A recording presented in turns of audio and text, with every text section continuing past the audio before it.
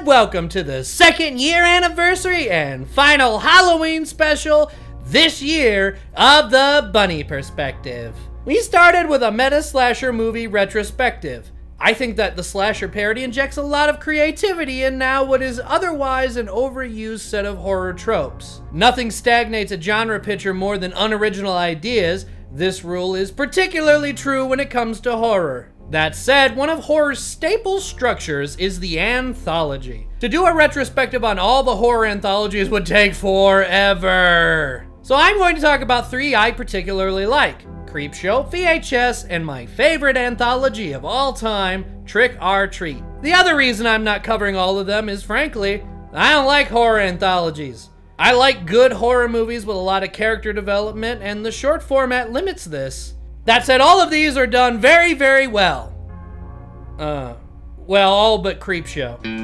All my friends are dead and they don't like me anymore. They moved along, they changed, and now they find me quite a bore. Way back then it was okay to be a little weird, but all my friends are dead and some have even grown a beard. So let's start with the classic Creepshow. Creepshow is old, but I'll try not to have too many spoilers, even though you should have seen this already by now. Creepshow is one of the most basic anthologies ever. The next time, young man, I find you with a worthless piece of shit like this again, you won't sit down for a week, buddy boy. The gag is that each of the short films is part of a comic book sharing the name of the film. Basically Tales from the Crypt minus the copyright trouble. Heck, they even use the same font for the titles. Tales from the Crypt. Creepshow feels dated. It came out in '82 and it looks like it's from 1982.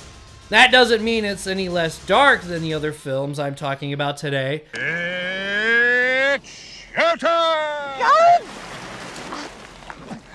But I mean, remember when it wasn't weird to smoke indoors? The guy's name, and he supposedly died. I like Creepshow overall, but of the 3 we're discussing today, it is the weakest. That might be because it's written by Stephen King, and if you're familiar with his work, you might notice some recurring themes. Like, for the most part, every story has something to do with revenge.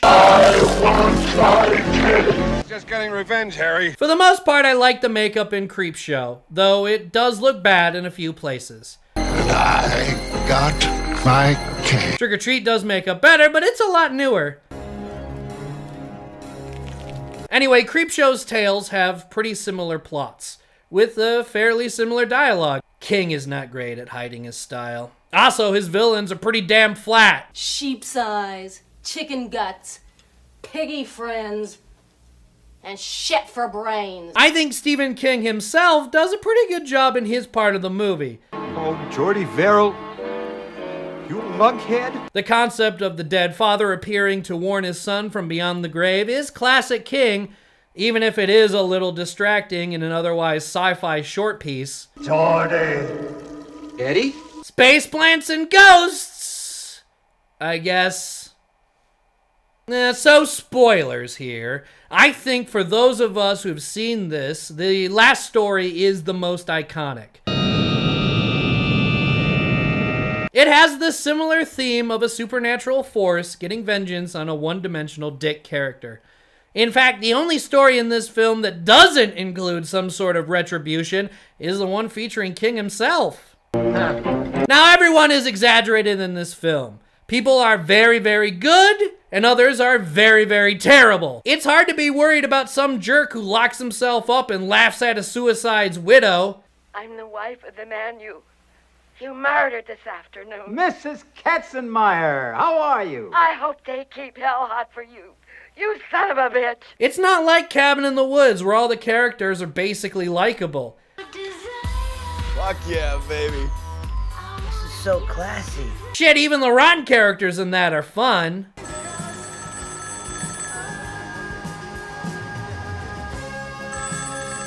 Turn the fucking music off. King's writing holds Creepshow back a bit, but it's still a classic. It's about the best and most iconic 80s anthology.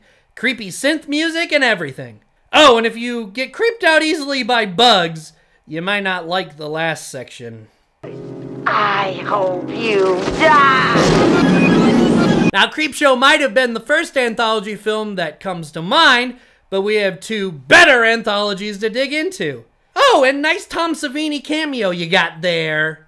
Where's the comic book? The comic book! So the newest anthology in our list is VHS, a magnet release in gold and a found footage flick. I think this was a natural pairing, the found footage style and anthology structure. Without spoiling anything the trailer doesn't, the setup is a group of guys who are sent to an old abandoned house to steal a certain VHS tape.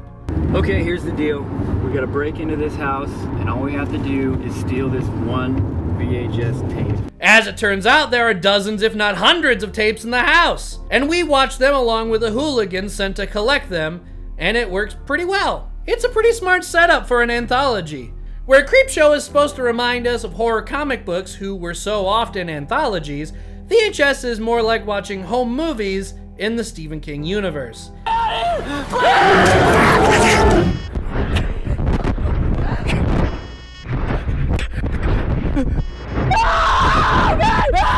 Everything from monsters to psycho killers are covered. If you remember, I mentioned VHS during the Meta Slashers review. I think that sequence is one of the best parts of the movie. You said before about us all getting killed.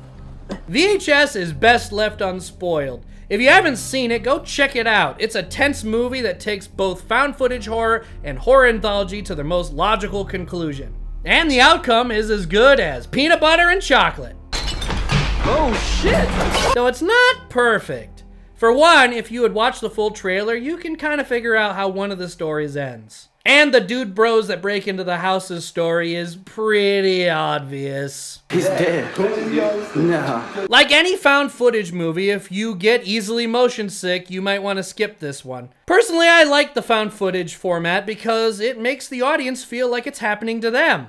So if you hate this style of filmmaking, VHS is not going to convert you. That said, it does have one of the shortest, most heart-racing haunted house stories I've ever seen. Oh shit! What the fuck? It's a ton of fun, way better than Paranormal Activity 4, and is worth any potential nausea you might have. Overall, VHS is scary and creative. It's movies like this that inject that interesting energy that horror movies desperately need. While at the same time, it's a new way to think about found footage. Emily.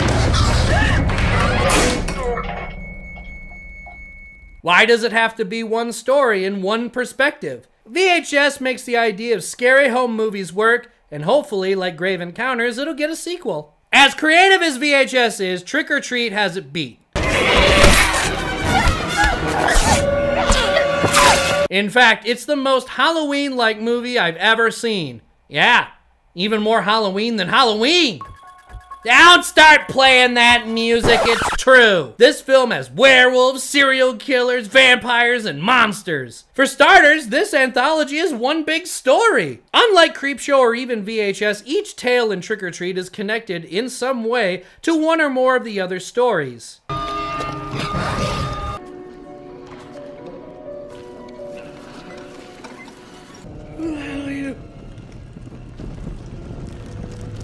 Sure, in VHS it's implied that every tape is in the same fucked up universe, but Trick or Treat ends on exactly the same shot as the first story of the movie starts. Sure, there are flashbacks and a bit of time editing, but it all works. Wrong way. This is a neighborhood that is apparently 5 feet away from a hellmouth! There's a little Buffy joke there for everybody. If there is a flaw, it's this question. Does this happen every year? Or every so many years? I mean, one event in the film's universe takes place 30 years in the past. It happened 30 years ago. On a late Halloween afternoon. I don't think it hurts the movie, mind you, but you gotta wonder why anyone would want to live in a neighborhood where so many people are killed one night a year. In such horribly fucked up ways. Anyway, look at the way this film is shot. You can feel the energy during the downtown party.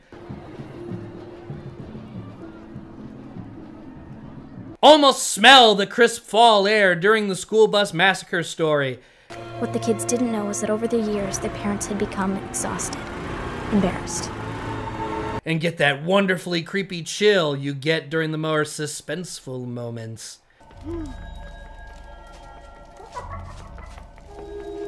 Trick or Treat is a perfect Halloween movie.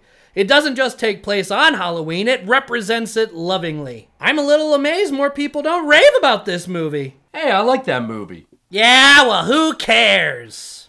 No one gives a fuck what idiots who wear goggles on their hats have to say. Wait a minute. Nope, cameo off. I am getting sick and tired of it. Get out of here, you Dracula dork! Alright, spoiler time. This way the girls rip off their human skin to become wolves is a new and very clever way to show a werewolf transformation. Oh, and it's all practical effects. Not like fucking American Werewolf in Paris! I also like how the main girl is referred to as a runt early on. I think the witch girl who has some kind of mild autism is a great character. Did you carve these yourself? Yep. Made my costume too. Like it? And speaking of spooky children, I love this goofy looking pumpkin head kid! Clearly, he is the spirit of Halloween, wreaking bloody vengeance on the fools who ignore their silly traditions. You're supposed to keep it lit. Why? Ancient tradition? I think he is used very well. I like that he has all these crazy rules too. Like the only reason he doesn't kill the old guy is he accidentally gives him candy.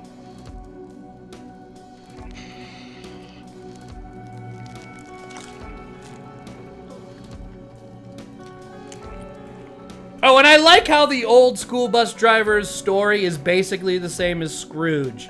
Happy Halloween! Screw you! Except it's Halloween, so of course that dude's gotta die!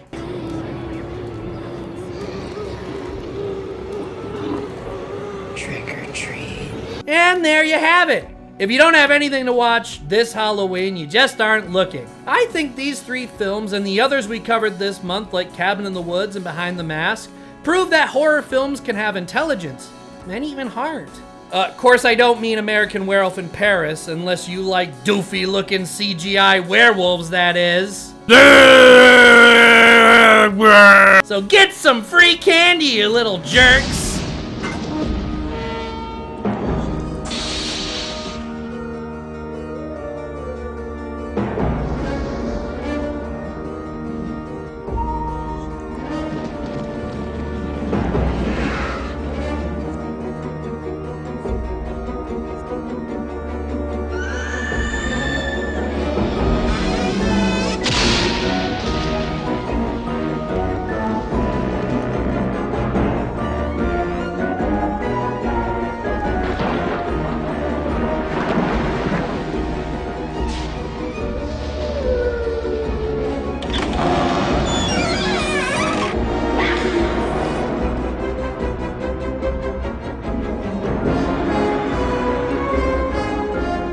Well, another anniversary is under my belt. I hope nothing wacky happens here, now after the credits. You! Aw, come on, you alien freak. You can't do that crap to me. Halloween is over. Oh, I'm not going to get spooky revenge on you. No. I already gave you a cameo. You were not playing this stupid review. Too late! By doing a cameo with me, I have the right to stick you with any shitty fucking movie I desire! Psh, what are you gonna do? Get me an advanced copy of Glee's shot-for-shot remake of Repo? 2 names! Alan! No. You wouldn't! Gregory! No! Curse you, Dracula! Curse you!